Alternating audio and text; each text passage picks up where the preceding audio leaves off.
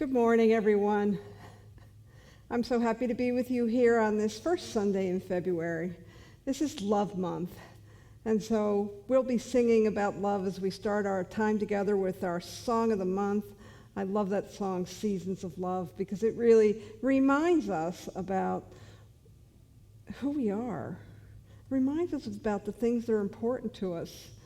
We're here almost a year into this pandemic. And so it's another reminder that this too can be a season of love.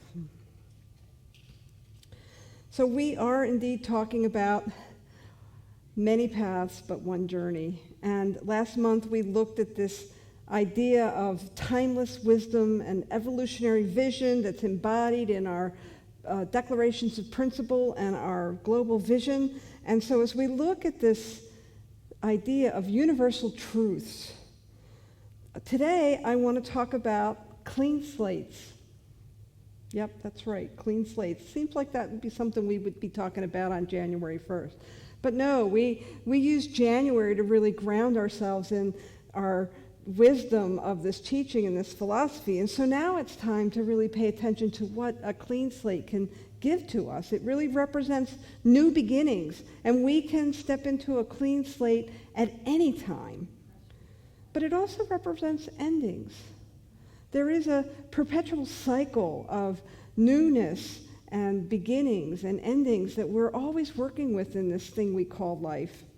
And that quote this morning from Adyashanti starts out by saying that enlightenment is a destructive process, the crumbling away of untruths. And he's talking about our need and our ability to really let go. To let go of our attachments, to let go of the illusions that we hold on to so dearly.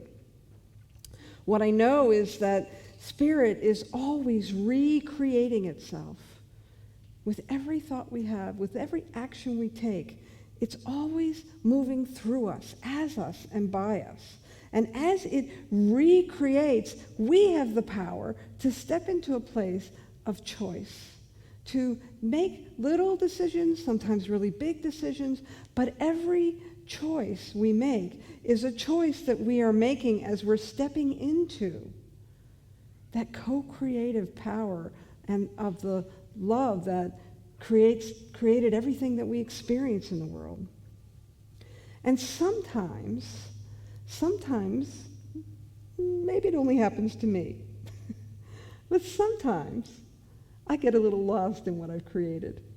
I get a little stuck on what I've created. I get a little attached to the building that I've been doing of whatever it is, the project that I happen to be working on.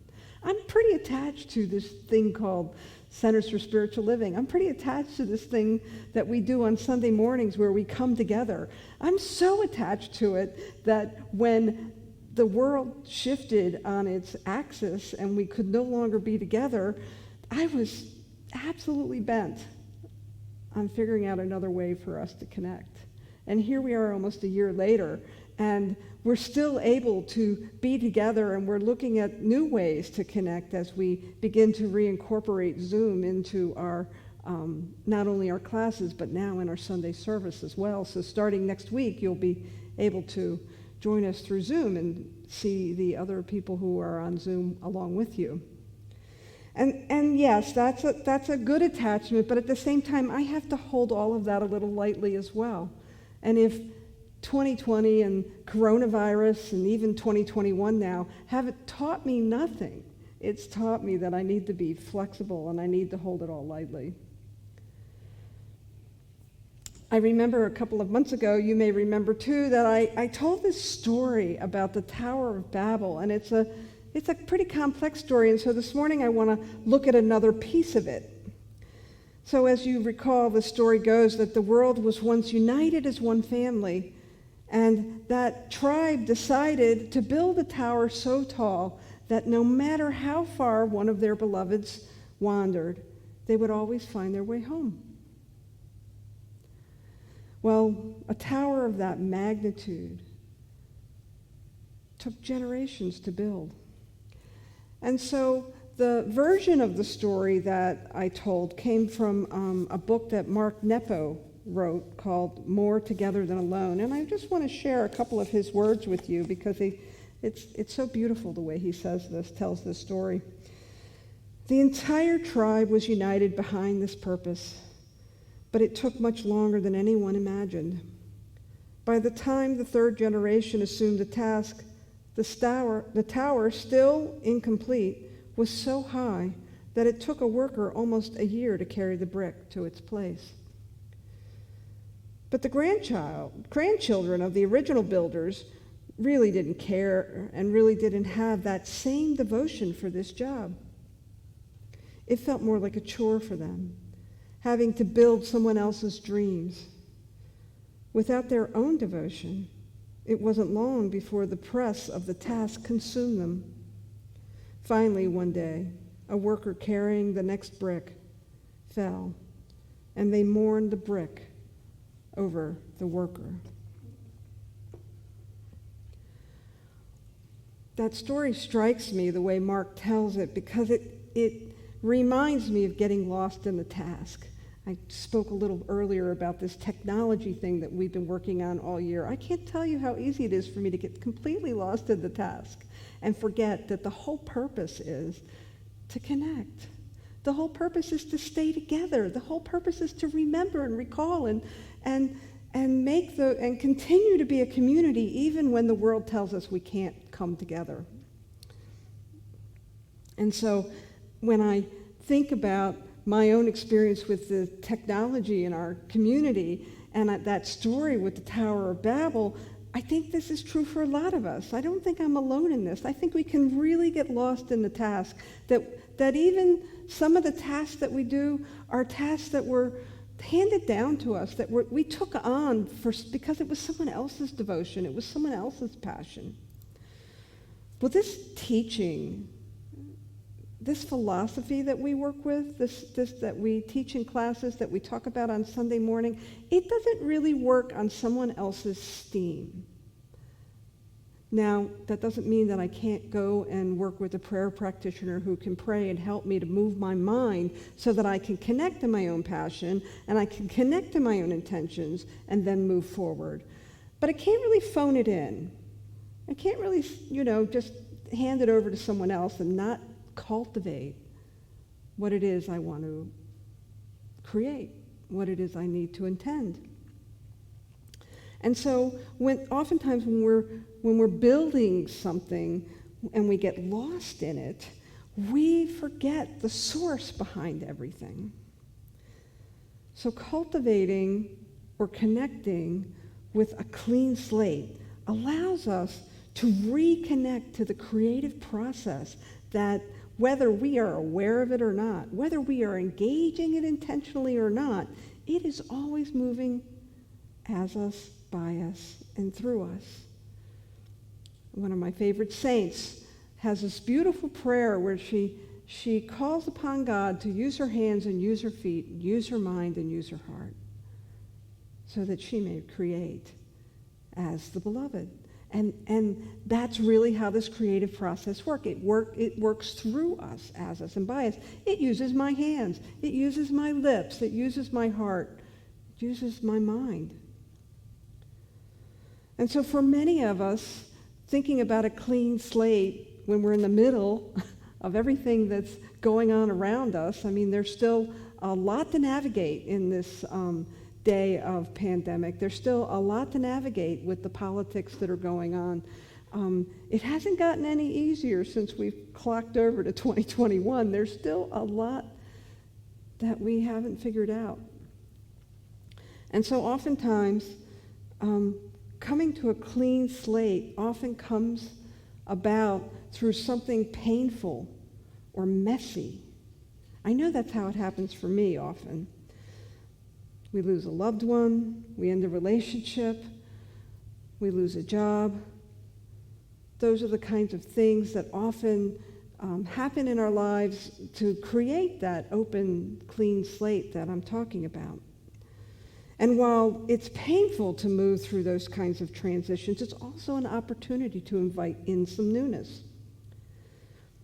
And clean slates can also come about through some kind of passionate endeavor that we're working towards and moving forward to, taking on a new job, moving to a new place, starting a new relationship. All these are opportunities as well to create that clean slate and start anew.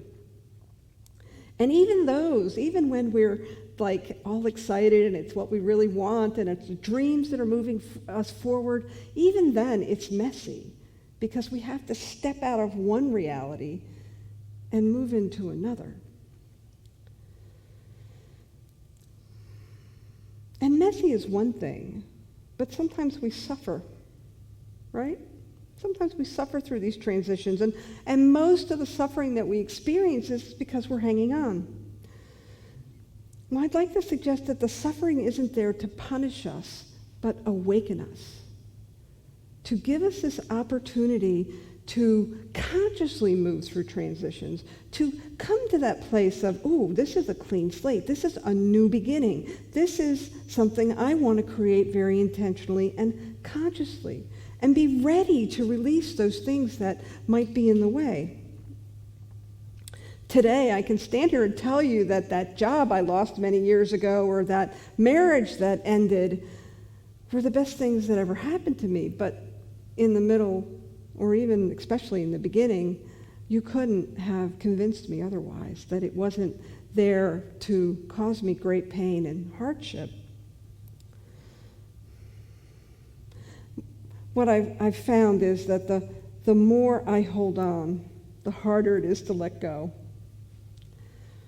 But my friends, there is so much magic in the clean slate.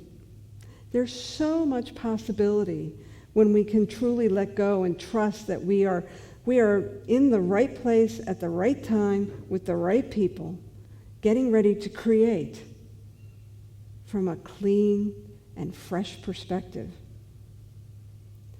I remember well the pain I went through when my 31-year marriage ended unexpectedly. It was not what I had anticipated. I was in it for the long haul. It wasn't the ideal relationship, but that's what marriage was about. And when it ended, something in me knew that it was time. And because I had the tools of this philosophy, I knew that I had to feel the feelings. I knew that I had to move through the pain, but not hold on to it. I knew that if I held on to the suffering, that it would keep me stuck. And so I utilized the tools of this philosophy that I had been so well trained in. I worked with a prayer practitioner. I had prayer partners that I worked with. I worked with spiritual mind treatment. I did more meditation. I created more stillness. I opened myself up to greater possibility, and that came from practicing the presence, of allowing myself to be still. And I think the rest of that is be still and know that I am God. And so to know that this too was for my best interest and to really move through it. And the optimum phrase there is through. When things fall apart and we experience suffering, there is an opportunity for us to allow things to move up and out. And I don't think I'm that different, that when things fall apart, when we experience that loss or that transition, it's almost like there's a chasm that opens up within us. And there's an opportunity for us to really allow all that doesn't serve, whatever wants to come up, to allow it to come up and move out, so that we can really be in that place of a clean slate, of letting go of our expectations and instead stepping into intentions. You know, as we move through this year of, and coming to the close of a full year of this coronavirus, lockdown and pandemic and crazy politics, there's so much that has been lost. There is so much that has been has fallen away. There's so many things that many of us grieve. I can't help but wonder what we'll find on the other side as we continue to walk this out, as we continue to move through this process of letting go. I think about our community here at Centers for Spiritual Living Santa Cruz. Last February, I had a plan. I had a beautiful plan. It was several pages long, and it had, we were going to do some great activities. The community was really beginning to grow and blossom, and everything changed in a matter of weeks. I mean, a matter of weeks, and I know I'm not unique. We've all had that experience. Everything changed. And it's tempting to want to sort of take the blocks that, we have this structure that we've created, our own little towers of Babel, and the bricks have all fallen down, and it's tempting to want to recreate exactly what we had before. What a waste that would be, to move through everything that we have moved through over the last year and not recreate it from a place of passion and a place of newness and a place of possibility. And so that's our invitation right now as we look towards cultivating a clean slate. It is to really trust that whatever's breaking down is breaking down for a reason, not for us to hold it together with all our might, but to let it fall away, so that we can come home to ourselves again in a renewed fashion, in a way that truly allows us to be present with the source of it all that's moving through each one of us. If you're like me, you can sometimes feel like you're just doing your thing, right? You're the one doing it all. You're the one who's on the front lines. You're the one who's, doing the job that you're doing, or moving through the illness, or, trying to make ends meet from day to day. Whatever it is that you find yourself in the middle of, I want you to remember that you are not doing this alone. Like, you are not some individual out there in the desert who has been tasked with this thing called life to live on your own. No, we can do this together. We can support each other, and you can bring your whole self to this process by being willing to be conscious and available to it. What I know about this community is the things that, while there's still some things that are going to change, and we're in the midst of that right now, there are some things that are perennial. The love that we have for one another, the ability to really support each other, to remind each other, and to reflect to one another the higher understanding of that one infinite reality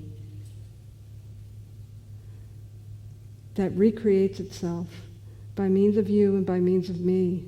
That will never change. We might rearrange some furniture.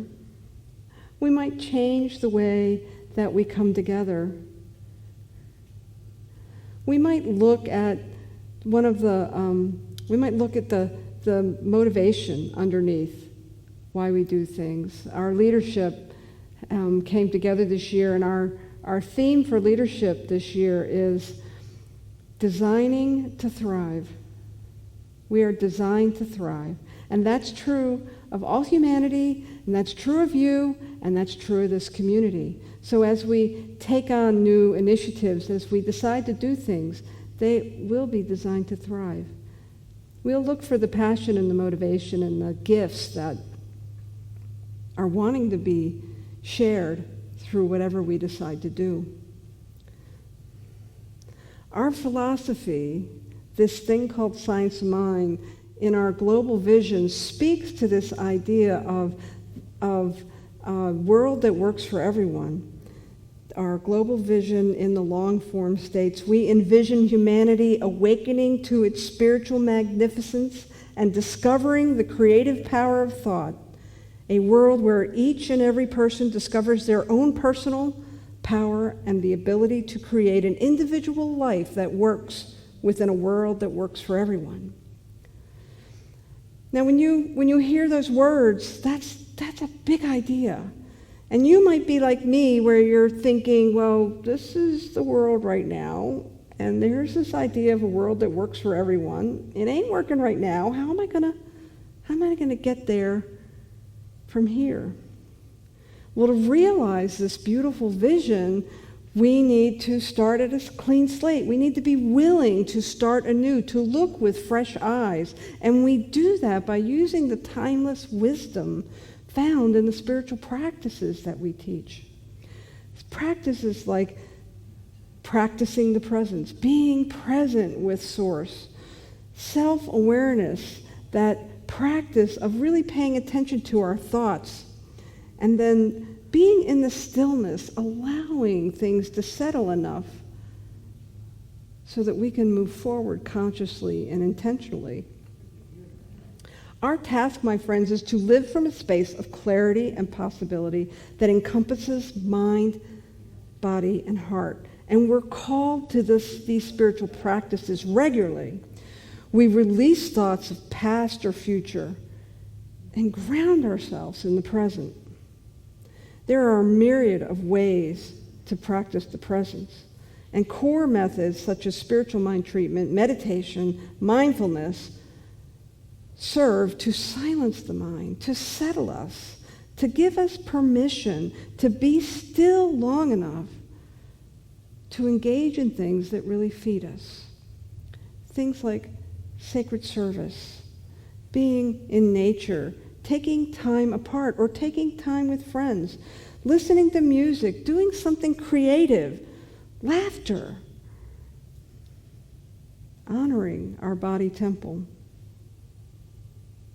My friends, this is a time of great opportunity.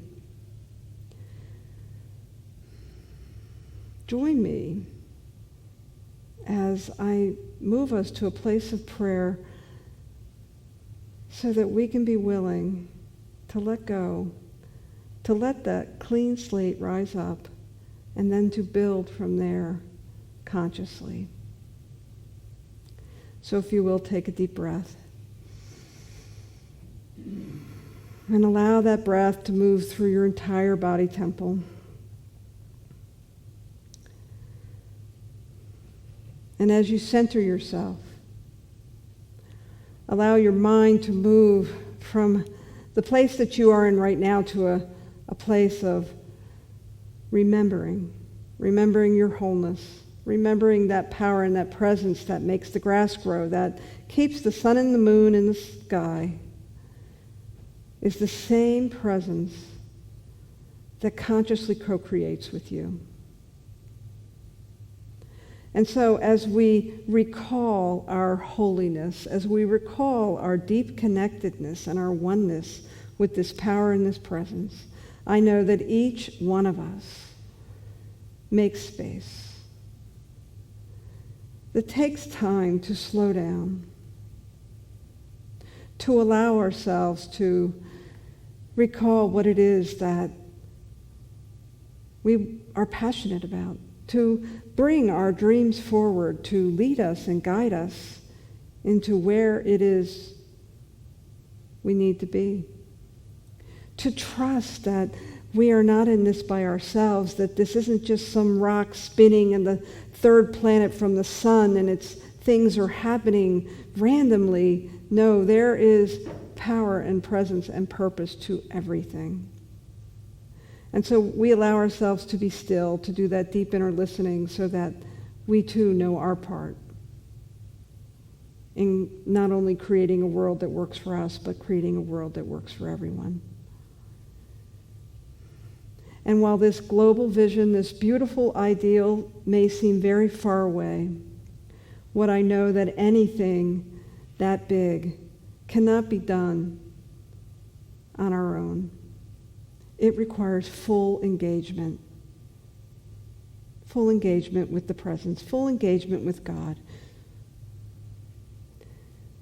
And when we remember who we are and where we've come from and what we've come here to do, and when we remember that we are completely empowered by a spirit that is so loving that it is forever pouring itself into each one of us, and when we can allow that power and that presence to move through our body temples with complete liberty, we will begin to see what is our part in manifesting that beautiful vision of a world that works for everyone. So join me in this heart of possibility, knowing that we've been given a clean slate, that the world has indeed shifted on its axis, that all the timetables have stopped, that everything that we've been doing for generations is beginning to shift, because this vision is worthy of that clean slate, worthy of our willingness to step into that place of possibility and being part of creating this beautiful new world that we envision for ourselves and for all of humanity and for everything in this universe. I simply release this prayer back into the love from which it came, knowing that the words that I speak are indeed the words of God, that there is a power and a presence that is choosing to manifest by means of each one of us. And so I simply anchor this prayer in that very formidable power.